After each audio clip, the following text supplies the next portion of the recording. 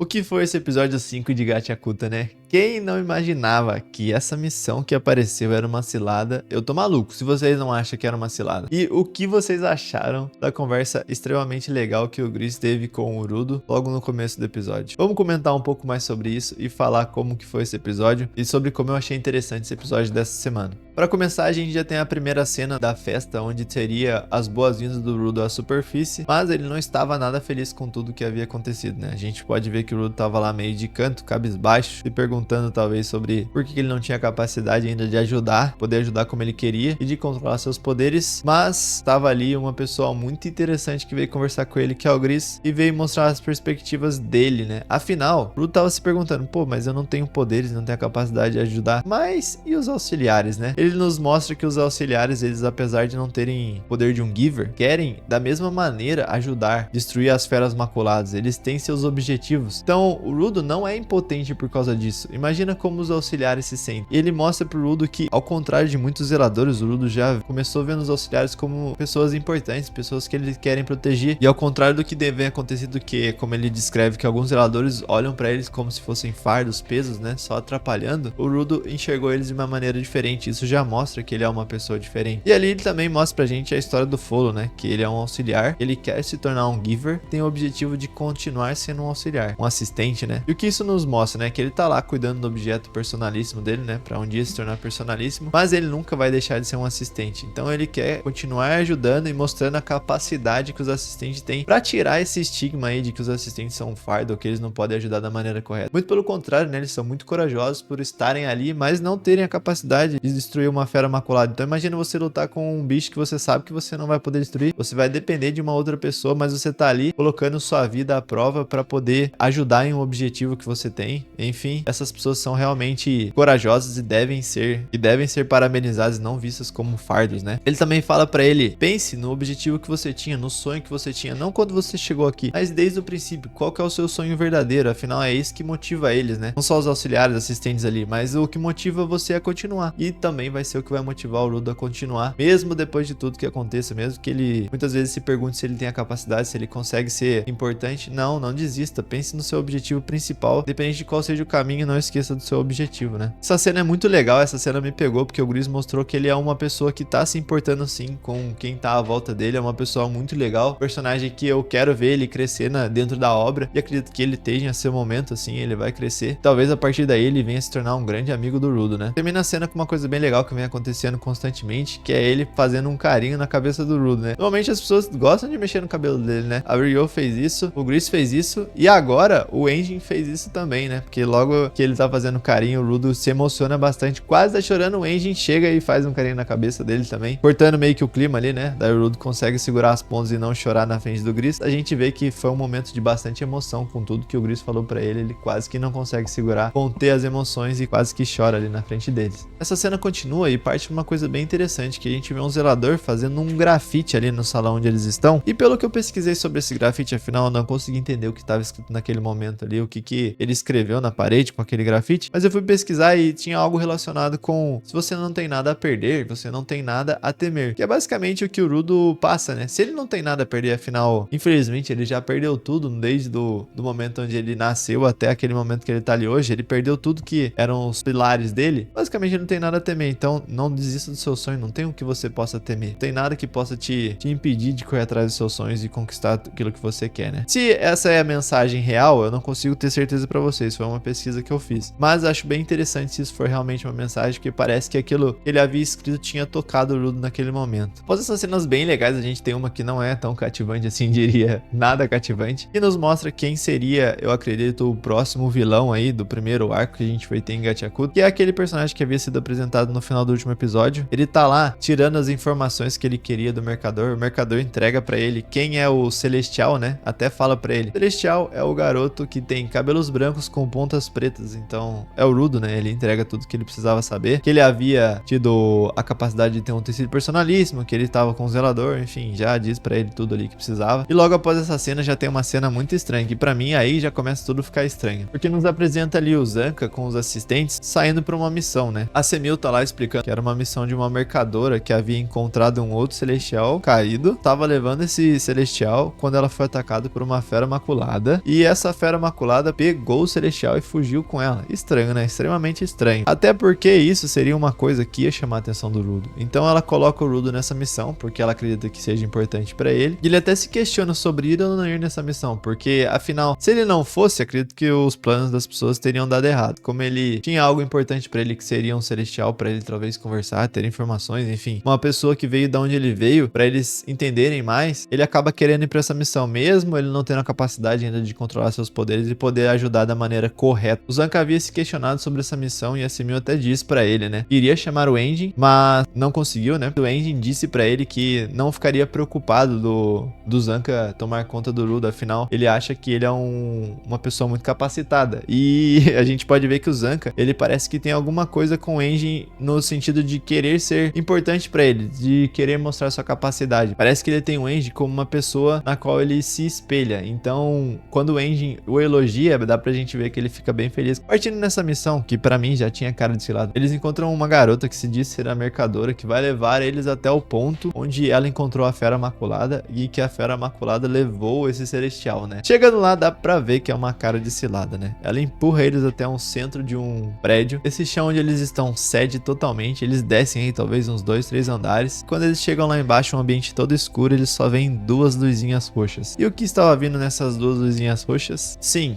eles nos apresentam como arruaceiros. O que são esses arruaceiros? Pra mim, pelo que eu entendi, são bandidos que vivem nas cidades, né? Mas a única diferença que a gente tem de um bandido comum para os arruaceiros, que eu acredito que seja, é porque os arruaceiros também são givers, assim como os zeladores, né? Quando eles chegam lá embaixo, eles veem que é uma cilada e acabam se dividindo. Os assistentes correm pra um canto pra procurar uma saída e pra proteger o Rudo, né? Enquanto o Zanca fica pra lutar contra os dois arruaceiros que estavam lá. Esses arruaceiros tinham um poder que eu achei bem diferente, porque basicamente a gente tem os zeladores, eles têm seus utensílios personalíssimos e esses utensílios eles usam como armas. Mas essa arruaceira, ela tinha um utensílio personalíssimo que ela controlava a lama. Assim, ela conseguiu fazer o chão ceder dos lugares que eles estavam, mas ela fazia bonecos feitos de barro para lutarem para ela. E não ela utilizava o utensílio dela personalíssimo como uma arma, mas sim como, sei lá, uma vara de magia. Basicamente era isso que ela tava fazendo, ao meu ver. Então isso me mostra que os utensílios personalíssimos não serão como a gente viu, vara, tesoura, um guarda-chuva, mas sempre objetos cortantes, enfim. Dessa maneira que eles lutavam, mas essa garota, diferente disso, ela usava como se fosse magia, porque ela controlava com seu utensílio personalíssimo a lama para fazer bonecos para lutarem para ela. Ela tinha um ajudante que se escondia dentro desses bonecos e enquanto eles estavam lutando, ele saía de dentro do boneco para conseguir nocautear o Zanca, né? Então ele soltava os golpes ali. O Zanca acertava os bonecos, destruía os bonecos de areia, mas aquele ajudante dela estava escondido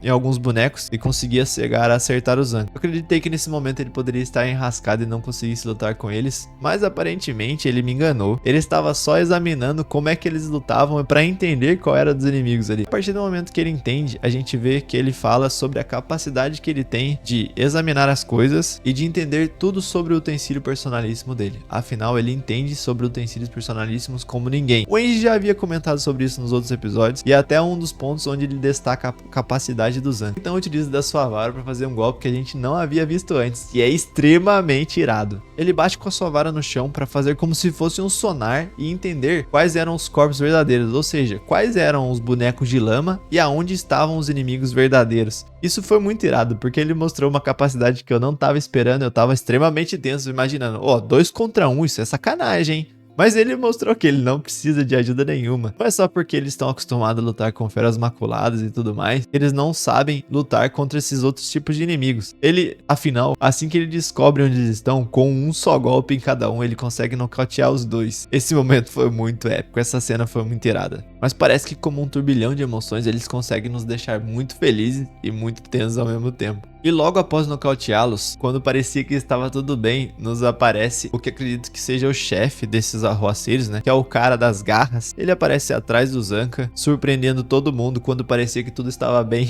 Parece que agora, mais uma vez, ficou tenso e acredito que até mais complicado do que estava no começo. Esse foi o episódio 5, eu gostei muito da evolução que a gente teve do Grievous. Aparentemente ele não vai ser um personagem qualquer, ele vai ter seus momentos sim, e ele foi muito legal na conversa que ele teve com o Rudo. E o Zanca nem se fale, surpreendente, a capacidade que ele tem de controlar o item personalíssimo dele é invejável, acredito, para qualquer zelador. Ele tem uma capacidade que, até como ele fala, ele sabe exatamente o que vai acontecer quando ele utiliza cada golpe, né? Aonde o inimigo vai parar, enfim, se ele der um golpe, como vai ser a reação do inimigo. E o Zanca nem se fale, né? Ele surpreendeu a gente nessa batalha e mostrou que ele tem uma capacidade muito mais elevada do que eu acreditava. Ele conseguiu lutar contra dois como se não fossem nada, porque, falar pra vocês, o golpe que ele utilizou ali pra acabar com os dois foi sacanagem. E por fim a gente tem o que acredito que seja o inimigo mais complicado que vai nos aparecer, talvez nesse arco inicial, encontrando o Zanca pra talvez uma luta que seja muito épica. Acredito que o Rudo vá voltar pra ajudar o Zanca, não vai ser uma luta só com o Zanca. Quero ver se o Rudo consegue fazer alguma coisa importante no próximo episódio. E me diz aí o que vocês estão esperando, o que vocês acharam desse episódio, o que vocês acham que vai acontecer no próximo episódio, comenta aí embaixo. E se vocês, assim como eu, já sabiam que toda essa missão tinha uma cara de cilada, porque, falar pra vocês, não me enganou em nenhum momento, eu sabia que ia dar alguma coisa ruim. Então é isso, deixa o like aí, não esquece de comentar o que vocês acharam desse episódio, o que vocês esperam pro próximo episódio. Espero que vocês tenham curtido, se inscreve no canal se você ainda não é inscrito, tamo junto e até a próxima.